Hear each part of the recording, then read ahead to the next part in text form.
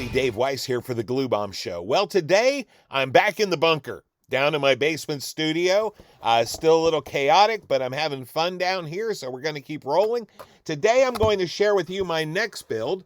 This is my USAAF F5E Lightning by Minicraft. It's a 1/48 scale kit, and it looks like it's going to be a lot of fun. Now, my confession to you is I've had this for quite a few years. This one was in the stash, and I'm finally getting a chance to build it. I thought it looked cool when I picked it up, and I'm finally getting around to getting it done. So let's start off by looking at the instruction sheet. Again, here they have a nice black and white copy of that cover art.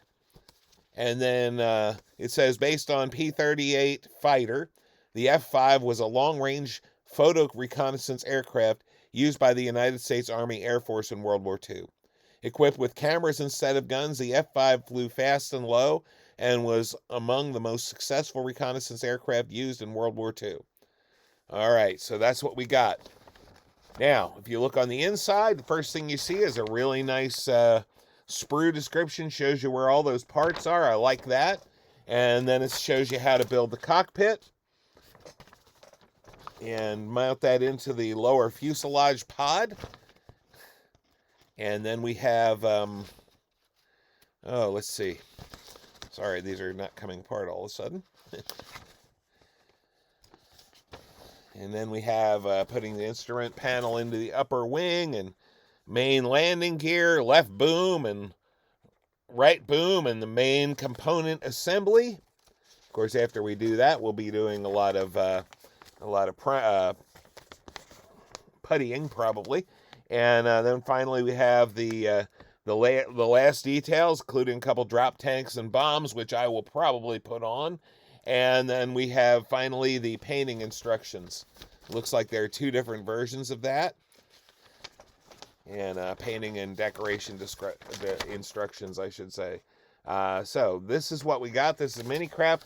First time I've built a Minicraft kit, at least that I can remember. Possibly my F111 was, but I don't remember. I have a few instructions on the inside back page here to show you some detailed building instructions, I should say. All right, next thing we'll look at is the decals. And that's these right here. Not a lot of them, just a couple, but you know, it's a warplane. It's not a funny car.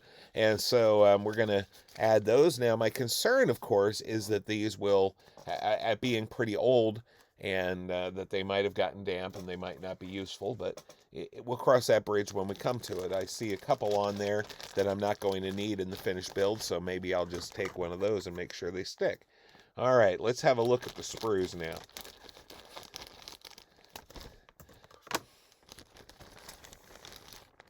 All right. Looks like we've got our propellers here. They look, see how nice and large they are. We've got our the flaps that close the landing gear. We've got parts of the pilot's pod, if you will, the cockpit, I guess you'd say, but I'm not sure what you call that. I guess if it's still the cockpit, because it's kind of a strange little construction there. We've got the drop tanks and looks like some pylons. And we'll just have these for the front of the, instead of having engines, we have it actually the propellers stick to this. We've got some various panels and things. I have to admit, guys, I'm not a plane builder. I'm starting to understand planes a little bit better because I've built a few. I haven't built very many, so you're going to have to excuse me on some of my terminology here, and we'll get there as we go along. All right, and I dropped the sprues on the floor just for good measure. All right, so then we have our lower wing. This is where the cockpit and things go. And then we've got other wing parts. We've got these other two, what did they call them? Pods. These are where the engines go, okay? And another part of what will become the fuselage slash cockpit, and then the other side pod. There's also your clear sprue is also in here. Looks like we, oops. You guys are getting a lot of my forehead tonight. So it looks like the glass is in multiple pieces. That'll be good for masking. I'll have a good time masking that. I was a little concerned if this was a one-piece canopy, how I was going to get that done. And then finally, I don't think I'm going to take this out of the bag, but this is all your wheels, tires, and landing gear parts. So this is the kit. It looks like a fairly simple build. I'm going to have a good time with it. I'm going to dig into it and hopefully the fit will be great, but you'll know that when we get to the review. That's what I have for you for today. This one looks like fun, and that's good because model building is supposed to be fun. I probably won't get this one built for a while because I don't get to do a lot of work in my basement these days, but I wanted to give this out so that I can get started on it. All right, guys, take care. Have a good day. Remember, model building is supposed to be fun, so have fun.